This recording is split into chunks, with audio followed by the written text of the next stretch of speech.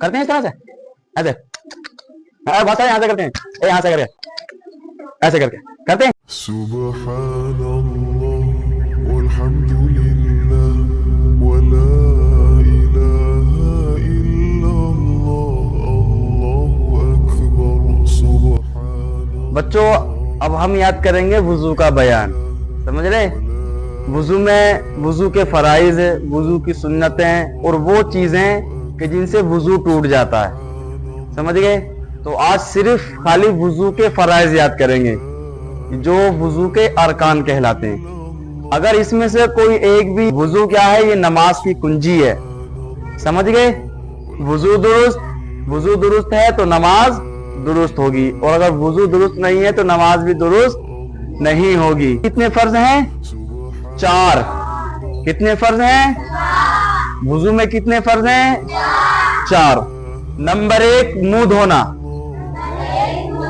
मुंह धोना, समझ गए? बाल उगने की जगह से थोड़ी के नीचे तक, और ये एक कान की, ये लो कहलाती है। ये क्या है?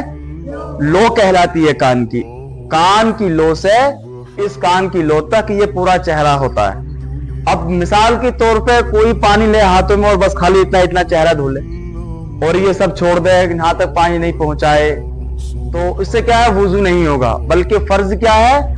बाल उगने की जगह से थोड़ी के नीचे तक, एक कान की लो से दूसरे कान की लो तक ले, ये पूरा चेहरा कहलाता है। यहां तक चेहरा धोना क्या है?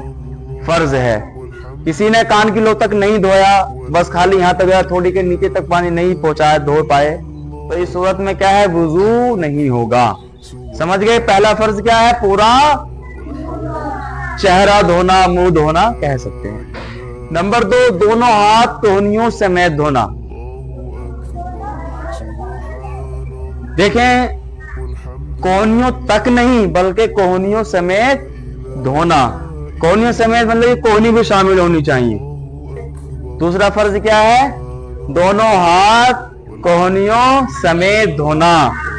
अब नंबर 3 देखें, चौथाई सर का मसाह करना। कि ये जो माथा अपना होता है ना, इसको 4 हिस्सों के बराबर ही अपना सिर होता है। जैसे कि हो गया, इतना आगे लगाओ, इतना आगे लगाओ, इतना आगे लगाओ, इतना आगे लगाओ, तो ये 4 हिस्से बन जाते हैं। तो ये माथे के जितनी बराबर जगह है, इतना पीछे को हाथ लेके जाना, यहां तक लेके जाएंगे तो हमारा फर्ज अदा हो जाएगा, मसा हो जाएगा। लेकिन जो सुन्नत तरीका है, सुन्नत तरीका मसा करना क्या है? कि पूरे सर का मसा किया जाए, उसमें तुम्हारा फर्ज भी शामिल हो जाएगा। किस तरीके से करेंगे? दोनों हाथों की 3-3 उंगलियां इस तरह से मिलाएंगे, और यहां से, बहुत सारे लोग करते हैं इस तरह से, ऐसे, बहुत सारे यहां से करते हैं, यहां से करके ऐसे करके करते हैं, तो ये तरीका सही नहीं है, गलत है। बल्कि कहां से?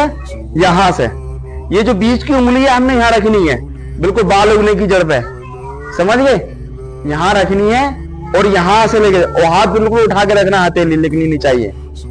हथेली जो है, ये वाली हथेली बालों पे नहीं लगनी चाहिए, समझ गए? इस तरह से लेके जाएंगे पूरा ऐसे करके। देखो हाथ उठा हुआ है, इस चीज पे गौर करना, हाथ उठा हुआ है, मिल नहीं रहा। इस तरह से लेके जाएंगे, और देखें पीछे यहां तक ऐसे लाएंगे, और हाथ हटाए बिना इस तरह से करके, और ऐसे वापस लाएंगे पूरा, समझ रहे हो?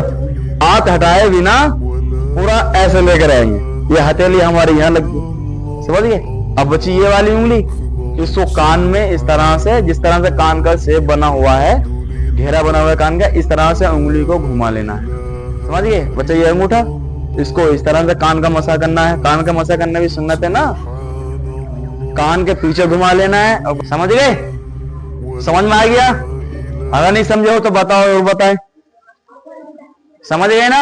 अब नंबर 4 है दोनों पांव को टखनों समेत धोना। टखने किसको बोलते हैं? नंबर 4 क्या है? दोनों पांव को टखनों समेत धोना। अब जल्दीबाजी में जो है, बहुत सारे लोग जो पैर की जो पीछे की खाल रहती है, इसको नहीं धुलते। बहुत सारे लोग, अक्सर देखा गया, क्योंकि पीछे की जगह ये खुश्क रह जाती है। तो क्या करेंगे? इसमें अच्छी से ध्यान से धोना है, समझ गए? अगर जगह खुश्क रह गई तो वुजू नहीं होगा, और अगर वुजू नहीं होगा तो नमाज नहीं होगी।